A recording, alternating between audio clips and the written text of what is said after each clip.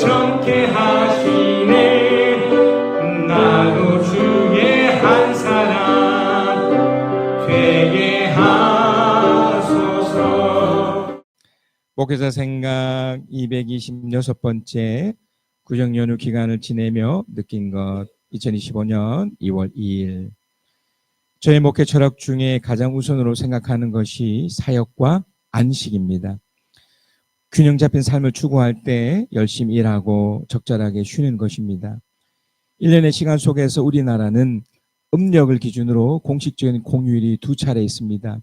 음력설인 구정과 음력의 절정인 추석입니다. 보통 태양력으로 2월과 10월입니다. 올해는 1월 마지막 주가 구정이 되고 추석은 10월 첫 주가 됩니다. 매년 다르지만 달의 주기로 편성된 구정과 추석은 옛 조상들의 지혜의 시간입니다. 구정이 지나면 곧 입춘이 되어 봄을 알리지만 이번 주는 최강 한파가 있을 예정이라고 하니 겨울은 아직 진행 중입니다. 구정연휴를 지내면서 1년에 2번 중에 한 번의 긴 연휴에서 느낀 몇 가지를 나눕니다. 안식일을 지키고 하나님 앞에서 바로 살려고 몸부림치는 저에게 구정연휴는 소중하고 중요한 시간이었습니다.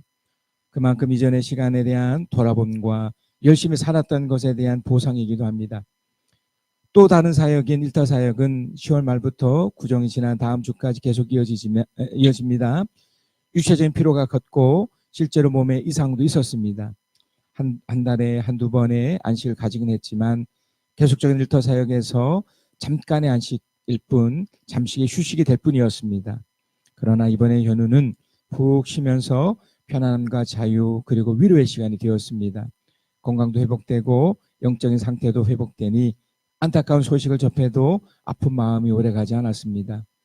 안식은 너무나 필요합니다. 특별히 1년에 2번 있는 공식적인 구정과 추석은 성묘나 친지들을 돌아보는 시간이기도 하지만 자신의 안식을 위해 회복의 시간으로 삼아야 합니다. 아내와 하루였지만 드라이브를 하면서 이런저런 이야기를 나누고 맛있는 것 먹고 산책하며 저녁 노을을 함께 보았던 것이 참 좋았습니다. 안식 후 첫날이 주일이듯이 긴 연휴 후에 일상의 루틴의 삶으로 돌아왔습니다. 목회자 생각에서 안식에 관련 여러 차례 나누었듯이 안식은 반드시 열심히 일한 것에 대한 반응입니다. 일상의 루틴의 삶이 지겹도록 펼쳐지지만 그것을 의미 있게 만들지 않으면 안식은 의미가 없습니다. 또한 일상이 매일 극적인 모습이 된다면 얼마나 힘들까요? 무소식이 희소식이듯이 별탈 없이 묵묵히 지내는 것이 가장 좋은 것입니다. 그래서 일상이 뻔한 것이 좋습니다. 그래서 안식 후 뻔한 그 생활이 왔을 때 즐겁게 다시 루틴을 진행해 가야 합니다. 저는 일터 사역이 있긴 하지만 목사라는 직업 속에 일정한 루틴이 있습니다. 한 주간 주일의 시작 속에 매일 새벽부터 분주하게 움직입니다.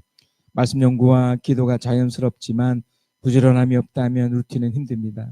일터 사역이 예정되었다면 오후 3시 전후까지 마치고 다시 교회 사무실에 와서 목회 여러 작업을 합니다. 그리고 저녁에 함께 가족들과 식사를 나누고 저녁 시간을 보낸 후 잠자리 10시 전에는 듭니다. 한 주간, 한 달간의 스케줄이 비슷한 패턴으로 이어집니다. 기도 시간, 만나야 될 사람을 선정해 만나는 시간, 먹는 시간, 다음을 준비하는 시간, 그리고 목회적으로 준비하는 시간 등이 반복됩니다. 안식의 시간을 거친 후 일상의 루틴의 시간은 더 강력해지고 있습니다. 촘촘히 시간을 쪼개며 지내고 있습니다. 만약 안식의 시간이 없다면 일상의 루틴은 억지와 고통의 연속일 것입니다. 안식이 있기에 하루의 루틴은 더욱 값지고 주님 보시기에 기뻐하려는 모습이 됩니다. 이번 주 최강 한파가 또 찾아올 것이라고 하는데 구정연휴로 충전이 되었다면 일상도 이기시고 주의도 이기시고 어려움도 이겨 주님 보시기에 축복받는 성도로 살아갑시다.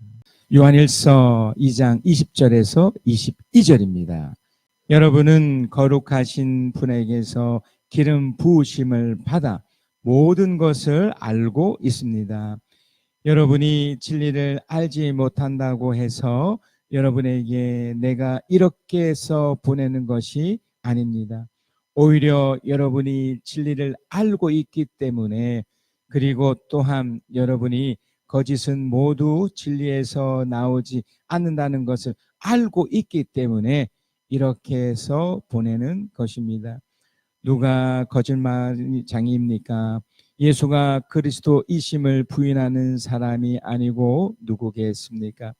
아버지와 아들을 부인하는 사람이 곧 그리스도의 적대자입니다. 여러분, 저는 지금 요한 서신을 이렇게 강의하고 있습니다. 이전에 요한 복음을 이렇게 강의를 하면서 참 많은 은혜를 주셨기 때문에 요한이라는 이 사람이 쓴 글이 이제 성경이지만 참 저에게 좀 도전이 되고 위로가 되고 힘이 되었습니다. 특별히 요한 1서에 두 가지 핵심이 있는데요. 하나는 죄지지 말라는 거예요. 그 요한이 이제 이 요한 서신을 썼을 때 나이가 이제 70대, 80대 전후거든요. 요한 계시록은 90대, 100세 전에 썼다면 그 노년에 이 글을 쓰면서 그가 이제 핵심으로 그 신앙을 가진 자로서 핵심적으로 말했던 첫 번째 것이 죄지지 말라 했던 거예요. 왜냐하면 죄가 하나님과 관계를 깰 뿐만 아니라 그러니까 스스로를 비참하게 만들기 때문에 그렇습니다. 그리고 두 번째가 사랑하면서 살자입니다.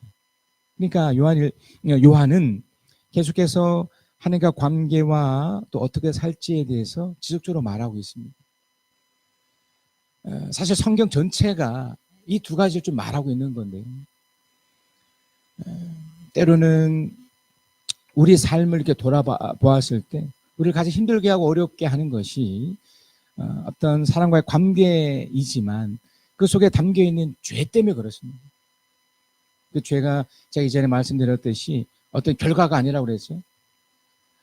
우리 속에 담겨있는, 마음속에 있는 불만과 불평과 원망과 또 이것이 잉태되어서 펼쳐지는 어떤 불안과 분노, 이런 것들이 다 결국 죄로 이제 연결되는 것이기 때문에, 그러니까 이런 것들을 이겨내자는 거예요. 이제 이것을 이겨내서 결국 사랑하며 사는 삶으로 이렇게 연결하고 싶었던 거죠.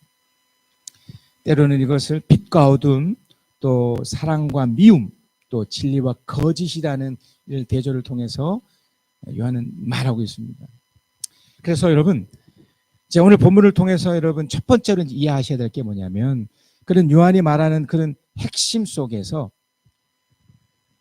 우리가 살아가는 이 세상의 방식이 무엇인지를 알고 싶은 거예요. 그걸 지금 이야기하고 있습니다. 물론 여러분 계속해서 그 내용이 뭔지를 알고 계시겠지만 세상은 어떻습니까? 세상의 이 구조와 이 구조가 어떻습니까? 또 어떤 방식으로 세상은 진행되고 있나요? 그 처음은 선과 악의 구조예요. 물론 세상은 이 선과 악의 구조를 아주 상대적으로 바꿔놨어요. 예를 들어 지금 우리 대통령 같은 경우도 법 위에 지금 군림되어 있지 않습니까? 그러니까 아무리 사람들이 만들어 놓은, 그러니까 우리들이 만들어 놓은 그 법의 체계도 상대적으로 이쪽이 옳다면 옳게 되는 거예요. 반대로 또 저쪽이 옳으면 또 옳게 되는 거예요. 분명히 기준이 있지만 이게 세상의 법에 대한 딜레마죠. 그러나 하나님은 분명하게 선과 악의 구조로 세상이 있도록 해두셨습니다. 그리고 그 심판, 그러니까 그 결정권자는 사람이 아니라 하나님이 그렇게 집권하시죠. 그러니까 선과 악이라는 이 구조를 우리 먼저 이해를 하셔야 돼요. 요한일서 2장 18절입니다. 어린이 여러분, 지금은 마지막 때입니다. 여러분이 그리스도의 적대자가 올 것이라는 말을 들은 것 같이 지금 그리스도의 적대자가 많이 생겼습니다. 그래서 우리는 지금이 마지막 때임을 압니다. 여기 이제 적대자라는 말이 반대를 말하잖아요. 대적하는 상대방을 적대자라고 해요. 그러니까 성경은 이 세상의 구조를 이렇게 두 가지로 딱 이렇게 두었는데, 이제 문제는 우리가 이 구조를 오해하고 있는 겁니다. 세상은 이미 말씀드렸듯이 이제 상대적이란 말이죠. 그리고 잘못된 것도 그저 이렇게 무마되면 뭐 괜찮은 것이라고 그냥 받아들이고, 반대로 아무리 악한 것이라도 또 좋으면 좋은 거라고 또 여겨지는 세상이. 그 대표적인 것이 여러분이 그 드라마를 보든지 어떤 여러분 듣고 있는 음악 또 영화, 이 모든 것들이 다 그 관점이거든요. 그래서 우리는 이런 이해 속에서 지금 성경이 말하는 이 세상의 구조를 이렇게 이해해야만, 그러니까 선과 악을 분명하게 이렇게 드러나도록 이해해야만 하나님의 어떠함을 분명히 알 수 있습니다. 여기서 이제 어린이 여러분이라고 하는 것은 제가 이후에 한 번 더 설명을 하겠지만 신앙이 어린 우리들을 향해서 얘기하고 있는 거예요. 요한은 지금 이 세상이 이런 둘로 이렇게 나눠져 있는 상태에서 하나님이 어떻게 보고 있느냐를 지금 보고 있는데, 여기서 이제 적대자라고 했던 요 표현을 먼저 분석을 해야 됩니다. 그리스도의 적대자예요. 그러니까 세상은 이 교회나 하나님 믿는 사람들에 대해 굉장히 우호적인 것처럼 비춰지지만 실제로는 그렇지 않습니다. 하나님이 우리나라도 이제 자유민주주의라는 그런 체제를 선택해서 이렇게 펼쳐지고 있지만, 그럼에도 이제 종교의 자유가 있음에도 불구하고 교회를 다닌다든지 신앙을, 그러니까 기독교 신앙을 가진 사람에 대해서 이렇게 우호적이지 않습니다.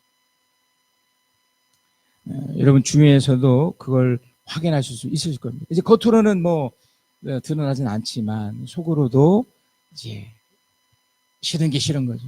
그래서 이제 요한은 이것을 이제 사랑과 미움 또는 빛과 어둠, 진리와 거짓 이렇게 나눈 겁니다. 그래서 이제 제가 여기서 이제 첫 번째로 여러분 이해하셔야 될 게, 그러니까 선과 악의 구조 속에 그 처음이 뭐냐면 그 구조, 그러니까 악이 선이 무엇인지를 여러분 간파하셔야 된다는 거예요. 왜냐하면 그리스도의 적대자라고 했기 때문에 그래요. 그리고 이것이 펼쳐질 때 나타나는 특징이 있습니다. 그리스도의 적대자가 이제 많이 나올 때이죠. 수가 많답니다. 그러니까 우리도 그렇잖아요. 우리 숫자가 많지 않아요. 여러분의 가족도 우호적이라고 해도 여러분 가족과 다 포함해도 우리가 100여 명이 안 되거든요. 이 삼산 이 지역만 해도 얼마나 많습니까? 교회가 생각보다 많은 것 같아도 정말 작거든요. 이 지역에도 그렇게 많지 않습니다. 그렇다면 상대적으로 그 반대 세력이 훨씬 더 많은 거죠. 그러니까 적대자가 훨씬 많다는 겁니다. 근데 이 특성이 이렇게 사람이 많고 그럴 때 이 사람들이 어떤 특성이 있느냐면, 이제 이후에 한 번 더 그 설명을 하겠지만 하나님을 인정하지 않기 때문에, 그러니까 예수 그리스도의 성육신을 거부하고 또 그 결정권자를 인정하지 않기 때문에 결국엔 어떤 시간이 지나면 분열이 돼요. 그러니까 갈등을 하면서 서로 이기고 짐이 생기는 그 구조로 딱 드러나게 됩니다. 그러니까 어느 한쪽은 저쪽을 이겨야 되고 또 이 한쪽도 그걸 방어하면서 또 이겨야 되는 그런 구조로 되면서 어느 한쪽은 악이 되는 거고 어느 한쪽은 선이 되는 거고. 그러니까 이 사람들의 이제 특성 중에 또 하나가 또 뭐냐면 하나님을 인정하지 않기 때문에, 그러니까 하나님의 결정 자체를 무시하는 거죠. 뭐 세상의 법도 다 무시하는 사람들인데 오죽하겠습니까? 그러니까 이 사람들 안에는 무엇이 있느냐면 늘 불만과 불평과 원망이 있는 거예요. 그게 이제 같은 무리들 속에도 이게 있지만 그것이 이제 신앙을 가진 우리 같은 사람들에게 표출이 돼요. 공격이 되죠. 때로는 반대의 경우도 있습니다. 최근에 정치적으로도 이렇게 보시면 뭐 기독교인이라고 빙자해서 이제 정말 이렇게 분열을 조장하면서 어느 한쪽 편에 들어 이제 싸우는 그런 악한 목회자들도 있거든요. 반대적인 것인 거죠. 그러니까 그들도 결국 이 하나님을 믿지 않는 그리스도의 적대자의 특성 중에 하나예요. 선은 반드시 악에 대한 반응입니다. 그러니까 방어예요, 방어. 절대로 공격하지 않아요. 그러니까 하나님을 믿는 사람들이 믿노라 하면서 저쪽을 악으로 규정해서 만약에 공격을 하잖아요. 그럼 그 자체가 이미 무엇입니까? 악한 거예요. 예수님은 그렇게 하지 않으셨기 때문에 그렇습니다. 자, 그래서 요한일서 2장 19절입니다. 그들이 우리에게서 갔지만, 이 그들이가 중요해요. 그러니까 제가 아까 이제 그런 이유들 설명을 하면서 하나님을 믿노라고 하는 사람들 중에서 선과 악이라는 그 구조 속에 선이라고 생각하면서 악을 이렇게 공격하는 사람들. 우리 집 정치를 하는 사람들 좀 있어요. 제가 막 노골적으로 표현하는 좀 아쉽지만 이런 사람도 있다고요. 그들이 우리에게서 갔지만 우리 교회 속에도 분명히 있었습니다. 분명히 함께 했던 사람들이지만 그 속에 무엇이 있어요? 분열을 일으켰잖아요. 그러니까 공격을 한 거예요. 상대가 그 선악 구조 속에 우리는 선하니 내가 널 치겠어. 우리는 떠나겠어. 이런 자들인 거죠. 그들이 우리에게서 갔지만 그는 우리에게 속한 자들이 아니었습니다. 실제로는 그런 거예요. 그들이 우리에게 속한 자였다면 그는 우리와 함께 그대로 남아 있었을 것입니다. 그러나 결국에는 그들은 우리 모두에게 속한 자들이 아니라는 사실이 드러나게 되었습니다. 결국 분열됐습니다. 그러니까 선은요, 선과 악이 딱 부딪혔을 때 선은 남아 있어요. 부딪히지 않아요. 악에 부딪히는 거죠. 그래서 정말 괜찮은 크리스찬들은요, 그리고 하나님을 믿는 제대로 된 사람들은 공격하지 않아요. 설사 상대가 악의 구조 속에 펼쳐진다 하더라도 기다리죠. 심판이 결정이 내한테 있는 것이 아니고 하나님께 있기 때문에 내 마음에 들지 않는다 하더라도 기다리면서 하나님의 때를 생각하는 거예요. 그래서 요한이 이때가 마지막 때라고 했던 거예요. 악한 세력이 선한 세력을 공격하기 때문에 반대로 선한 세력은 기다리고 있습니다. 결국 이들은요, 대화를 할 줄 몰라요. 타협을 할 줄 모릅니다. 싸우기만 하는 거죠. 분열만 일으키는 거예요. 그래서 여러분, 세상의 구조 속에 펼쳐지는 사람들, 여러분 주위에도 너무나 많습니다만 가만히 보세요. 끊임없는 불만, 끊임없는 불평, 끊임없는 원망을 계속 쏟아내요. 그것이 이제 심해지면 분노가 표출되면서 실제적 행동까지 가는 거죠. 그래서 여러분, 기독교를 빙자해서 이전에 십자가 전쟁을 말할 것도 없고 그 모든 것들이 다 악한 겁니다. 선한 것을 빙자한 결국 악한 거예요. 정치적으로 아무리 내 생각이 올 것도 오라도 이 선악 구조 속에서 상대가 설사 악하다 하더라도 내가 먼저 공격해버리면 그 자체가 무엇이라고요? 악한 것이 되는 거예요. 그래서 성경은 분명하게 이 부분을 우리 주님께서도 명쾌하게 이렇게 얘기하십니다. 마가복음 13장 13절에 너희는 내 이름 때문에 모든 사람에게서 미움을 받을 것이다. 그러니까 공격을 받을 수 있어요, 내가. 그러나 끝까지 견디는 사람 공격하지 않아요. 싸우지 않는다는 거예요. 그렇다고 해서 바보처럼 그냥 당하고만 있겠다, 그 소리가 아니죠. 더 적극적으로 주님께 붙잡는 거예요. 주님을 의지하는 거예요. 주님을 기다리는 겁니다. 이걸 못하는 거예요. 끝까지 견디는 사람은 구원을 받을 것이다. 왜냐하면 계속 말씀드리지만 내가 결정권자가 아니잖아요. 내가 심판권자가 아니잖아요. 내가 그런 마음까지 가질 수는 있어요. 마음은 얼마나 저 나쁜 사람, 못된 사람 하면서 막 이 악의 구조니까, 선과 악의 구조니까 충분히 그런 마음을 가질 수 있지만 또 그렇게 막 나도 똑같이 이렇게 막 원망을 할 수 있지만 최종적으로 분노하면 안 되는 거예요. 맡겨야 되는 거예요, 하나님. 그리고 나는 빨리 돌아서서 하나님 관계를 점검하고 뭐 용서까지는 못하더라도 하나님 앞에서 바로 서 있는 그 자체로 서 있어야 되는, 끝까지 견디는 사람은 구원을 받을 것이다. 그러니까 세상의 이 구조 속에 여러분이 이 작업을 해내셔야 돼요. 그러니까 이걸 못하니까 똑같이 우리가 분노하고 화내버리는 거예요. 요한일서 2장 22절 23절입니다. 누가 거짓말쟁입니까? 예수가 그리스도이심을 부인하는 사람이 아니고 누구겠습니까? 이걸 자꾸 이부적으로 보시면 안 돼요. 신앙이 없기 때문에 저 사람은 다 나빠, 이렇게 가시면 안 돼요. 교회를 안 다니기 때문에 다 나빠, 이렇게 가면 안 돼요. 여기는 부인하는 사람이라고 했어요. 그러니까 이게 뭐냐면 두 가지가 있는데, 하나님의 결정, 하나님의 심판을 인정하지 않는 사람. 그러니까 자기가 신이에요. 자기가 신. 그리스도를 부인했다는 것은 자기 스스로가 신이 됐다는 거예요. 자기가 결정하니까. 그러니까 화난 채로, 그냥 분노한 채로 폭발하는 거예요. 그냥. 근데 만약에 내가 창조주를 알고 또 내 결정권자가 누구고 나의 심판권자가 누군지를 분명히 알고 있으면 내가 화를 나다가도 한 눈치를 보겠죠. 마치 자녀가 아버지의 눈치를 보듯이.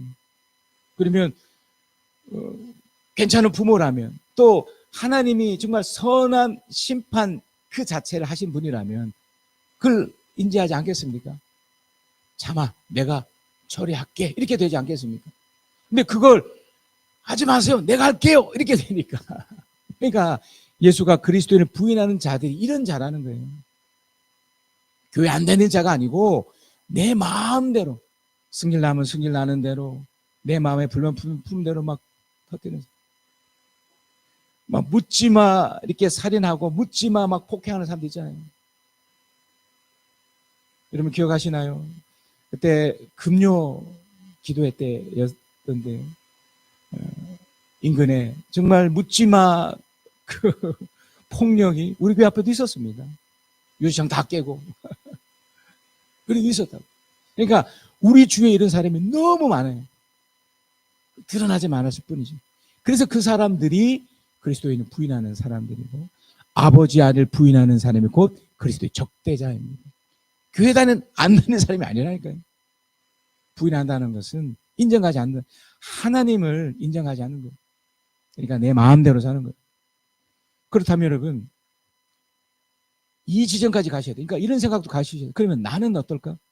내가 교회를 다니고 신앙생활을 하지만 나는 정말 하나님의 그 결정 앞에, 하나님의 그 인도하심을 내가 다룸을 받고 있는지 한번 점검하셔야 돼요. 그 증거가 여러분 마음이 막 울그락불그락 할 때, 마치 가인이 아벨과 그런 관계 속에서 원치 않는 마음이 딱 들었을 때 어떻게 처리하는지를 보면 알아요. 내가 불만 생기고 막 불평이 있었을 때 세상을 향해, 어차피 세상은 선악 구조니까요, 막 일어날 수 있거든요. 근데 그걸 하나님을 제대로 믿는 사람은 그걸 처리할 수 있어요. 그러나 그걸 처리하지 못하기 때문에 어떻게 될까요? 폭발이 되는 거예요. 그냥 슬프면 슬픈 대로, 화나면 화난 대로. 그러니까 자기를 방치하는 거죠. 세상에서는 이 방법이 없어요. 그죠? 할 수 있는 것은 그냥 그 절이나 그 신부님처럼 그냥 자기를 학대하면서 금욕하면서 그렇게 다루는 방법밖에 없죠. 그러나 우리는 방법이 있습니다. 요한일서 2장 20절에 21절에 우리가 읽었던 본문입니다. 여러분은 거룩하신 분에게서 기름 부으심을 받아 모든 것을 알고 있습니다. 이게 축복 중에 축복이에요. 거룩한 분에게서죠. 그러니까 누군가로부터 공급을 받는 거예요. 자, 선악 구조에서 인간이 선택할 수 있는 최고는 자기 자신을 의지하는 거예요. 이 방법밖에 없죠. 눈에 보이지 않는 하나님을 어떻게 믿겠습니까? 그래서 내 마음대로 하기 때문에 제가 좀 전에 설명드렸듯이 그런 정말 안 좋은 일들이 계속 펼쳐진다면, 반대로 누군가로부터 거룩하신 분에게서 기름 부으심을 받게 되면 어떻게 될까요? 여러분들이 기름 부으심이라는 게 놀라운 표현인데요. 지금은 뭐 이 기름이 참 흔한 시대지만 옛날로 치면요, 참기름이나 뭐 들기름 같은 경우도 그렇지만 어떤 물질을 추출해서 그걸 짜는 거잖아요. 그 많은 시간이 필요합니다. 그 기름은 참 유용한 역할을 해요. 특히 이제 그 고대 그 이스라엘 그 시대 속에 이제 왕을 세울 때라든지 제사장이나 선지자를 세울 때 이렇게 기름을 활용을 했었는데 기름이 워낙 귀하기 때문에 기름을 머리에 붓잖아요. 그러면 일단 향이 좋아요. 너무 고소한 냄새가 나듯이 너무 특히 올리브유는 그렇게 향이 좋답니다. 그래서 올리브유로 술도 만들고 향수도 만들고 정말 많은 걸 만드는 향이 너무 좋아요. 또 하나는 그게 이제 햇빛에 반사되면 반짝반짝 빛이 나잖아요. 저 먼 거리에서 빛남이 보인답니다. 기름이 그런 거예요. 향과 빛남과 그리고 그것이 지금은 많은 약들이 개발되었지만 그 당시에는 이 기름 자체가 하나의 약이었어요. 그래서 이게 원어적으로 이게 바르다라는 표현이 있어요. 용고, 약으로 바르다, 치유제라는 뜻이 있어요. 그러니까 기름 부으심이라는 것은 엄청난 거죠. 여러분이 주일날 오셔서 때로는 설교를 이렇게 들으시거나 또 성경을 읽으시면서 바로 기름 부으심을 받고 있는 중이신 거예요. 이 놀라운 것들이 여러분에게 지금 부여되고 있는 거예요. 설교는 요 시간만큼 하나님을 대신해서 표현해 드리는 거지만 하나님이 직접적으로 여러분에게 기름을 부어주고 계시는 거예요. 1차적으로는 이미 성령이죠. 눈에 보이지 않지만 거룩한 영이 여러분 마음속에 쑥 들어와 계시기도 하고 이런 예배를 통해 여러분 성경을 읽을 때 또 이런 여러 가지를 통해서 그것이 이제 부음바 되는 거예요. 아까 말씀드렸듯이 치유가 있고요. 치료와 치유가 있고요. 또 자부심과 또 그 응원 받음에 대한 기쁨과 위로가 있어요. 이 기름 부음이 그런 거예요. 그러니까 뭘 통해 알 수 있느냐면 이제 여러분이 예배를 통해서 느끼는 감동이에요. 감동. 스스로가 느끼는 감동. 기름 부으심이 받아 모든 것을 알고 있습니다. 요한이 이 서시를 쓰면서 이걸 확인하고 싶었던 거죠. 세상의 구조 속에 여러분만큼은 기름 부으심을 받고 있기 때문에 하나님의 놀라운 축복 속에 있다는 것을 계속해서 설명하고 있는 거예요.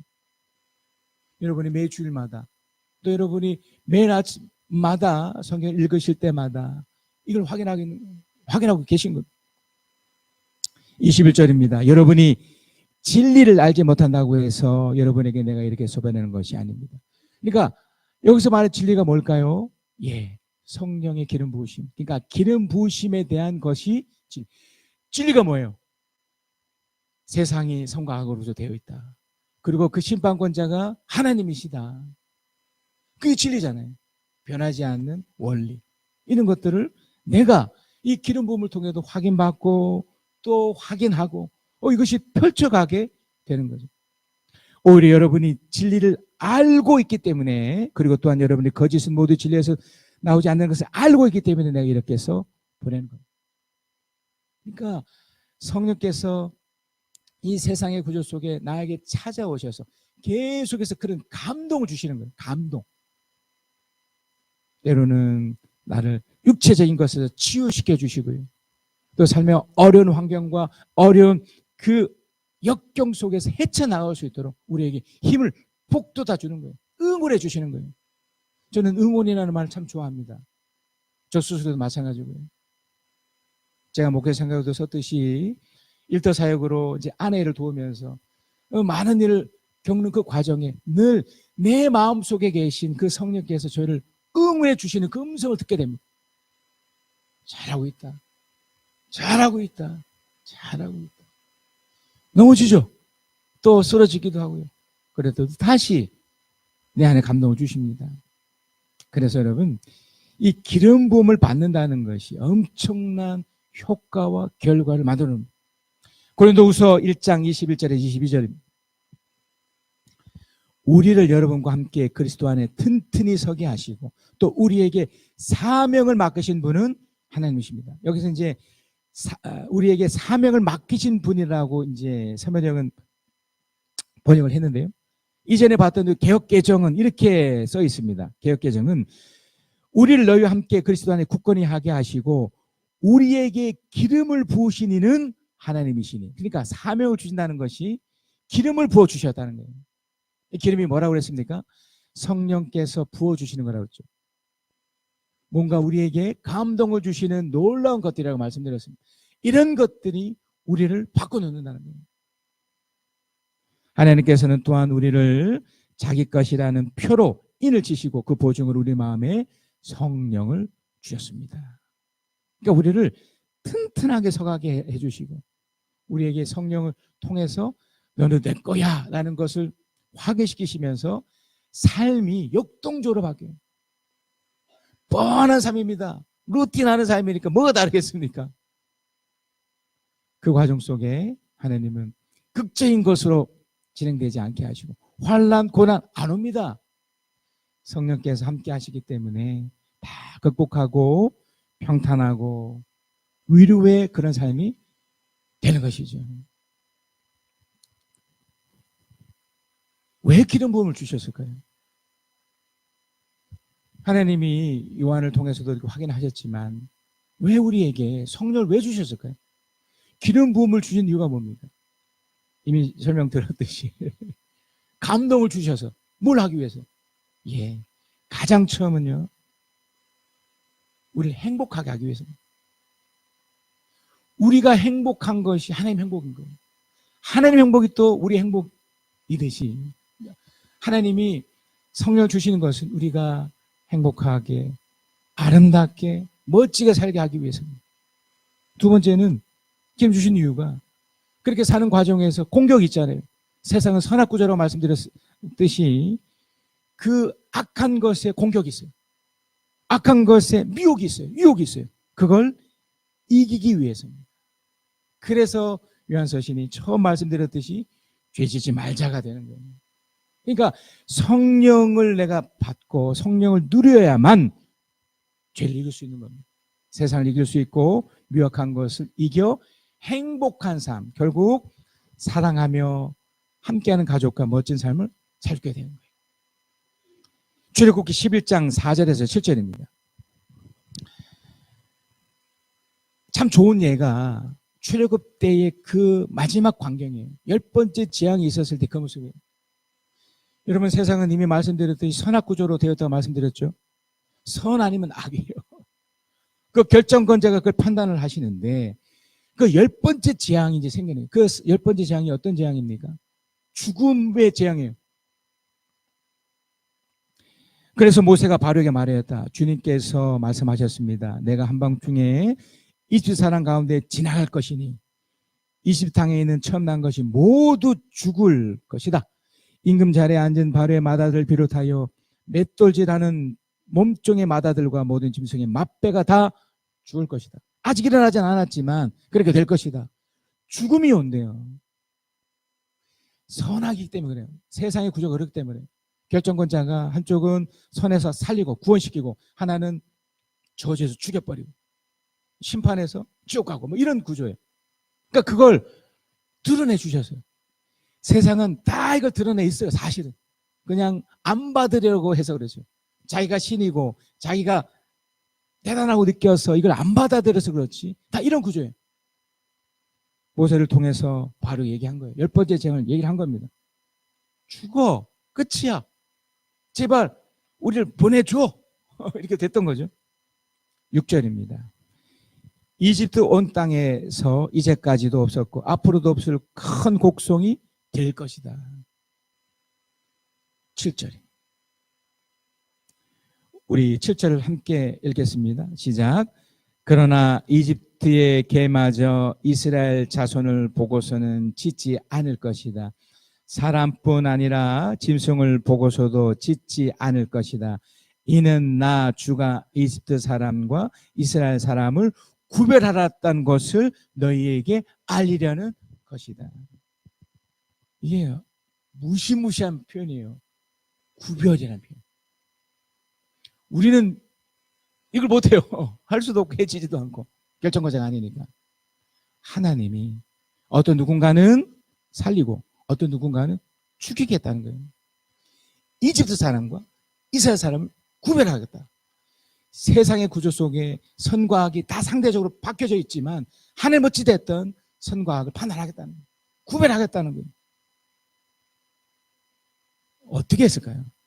출애굽기 12장 23절 24절입니다. 주님께서 이제 실제로 진행을 하시는 거예요. 이집트 사람들을 치려고 지나가시다가 상인방과 자원물설주에 바른 피를 보시고 그 문 앞에 그냥 지나가실 것이며 파괴자가 여러분의 집을 치러 들어가지 못하게 하실 것입니다. 우리가 좀 전에 불렀던 찬양과 비슷하죠? 그 문을 넘어가리라 그랬습니다. 그러니까 예수 그리스도의 피를 예표하는 표현이죠. 그러니까 이건 어렵지 않습니다. 그러니까 여러분이 인정하시면 돼요. 세상의 이런 구조 속에 하나님을 인정하면 되는 거예요. 이건 보세요. 사실 이들도 하나님 죽일 수 있었어요. 이집트 사람하고 이스라엘 사람들이 뭐 다릅니까? 이스라엘 사람들이 뭐 다른 게 뭐가 있어요? 다른 게 없어요. 다 똑같아요. 근데 차이가 하나 있죠. 이들은 하나님을 인정했어요. 하나님이 하신 말씀을 받아들였고 또 하나님이 하라고 하는 가장 상식적인 삶을 한 거예요. 그 삶 속에 안타깝지만 누군가가 죽어야 됐죠. 그러니까 여기는 어린 양이죠. 이걸 안 해도 되잖아요. 그렇지 않을까요? 그걸 왜 해요? 나 싫어요. 할 수 있지만 안타깝게 그 어린아이를 죽이면서 얼마나 마음이 아팠겠습니까? 알거든요. 왜냐하면 이 양이 나를 대신해서 죽어야 된다는 걸 알았단 말이에요. 왜냐하면 지금 심판이 있잖아요. 지금 하나님 속에 판단이 있단 말이에요. 나도 예외이지 않는데 하나님이 그걸 허락해 주십니다. 근데 나는 그걸 깨닫고 어린 양을 죽일 때 가슴 아파하고 그 피를 대신 죽었지만 그 피를 바름으로 고백하는 거예요. 하나님, 내가 죽을 수 있었지만 당신 결정 앞에 내가 맡깁니다. 나를 살려주십시오. 이렇게 된 거예요. 그때 어떻게 됩니까? 파괴자가 여러분 집을 치러 들어가지 못하게 한다. 똑같아요. 똑같이 치러 오지만 그 피를 보고 우리 주 예수 그리스도의 피를 보고 내가 주님을 믿는 그 믿음 하나 때문에 지나가게 하셨다는 거예요. 25절입니다. 여러분은 주님께서 여러분에게 주시겠다 약속하신 땅에 들어가거든 이 예식을 지키게 하십시오. 그게 바로 지금 여러분 이 예배입니다. 결론입니다. 여러분, 신앙인의 바른 삶은 세상의 방식에 굴복하지 않고 성령의 도우신 그의 인도심을 믿고 따라가며 죄 짓지 않고 서로 사랑하며 사는 것입니다. 주 십자가를 지심으로 죄인을 구속하셨으니 그 피를 보고 믿는 자는 주님의 진노 명하겠네. 흉악한 죄인 괴수라도 예수는 능히 구원하네. 온몸을 피해 담글 때에 주님의 진노 명하겠네. 심판할 때에 모든 백성 행하는 대로 보응받네. 주님의 피로 죄 씻으며 주님의 진노 명하겠네. 구주의 사랑 크시네. 보혈의 능력 의지하세. 심판의 불이 내릴 때에 주님의 진노 명하겠네. 내가 그 피를 유월절 그 양의 피를 볼 때에 내가 널 넘어서 가리라.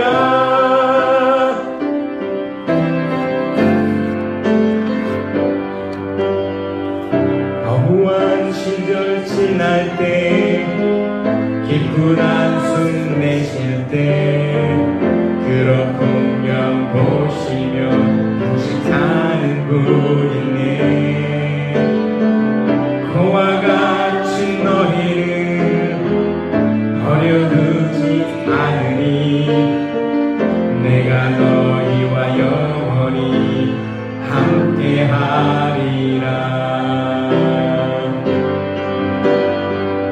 성령이 오셨네 성령이 오셨네 내 주가 보내신 성령이 오셨네 우리 인생 가운데 친히 찾아오셔서 그 나라 꿈꾸게 하시네 억눌린 자가 진정 자유와